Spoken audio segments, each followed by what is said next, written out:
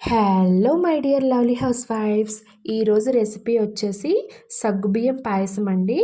గంటల తర్వాత కూడా ఏమాత్రం చిక్కబడకుండా కమ్మటి రుచితో ఉండే సగ్గుబియ్యం పాయసం కోసం ముందుగా ఒక ప్యాన్ పెట్టుకొని అందులో ఒక చెంచా నెయ్యి వేసుకొని 2 చెంచాలు ఎండు ద్రాక్ష, 2 చెంచాలు జీడిపప్పు వేసి బాగా దోరగా ఫ్రై చేసుకొని ఒక కప్లోకి తీసుకోండి.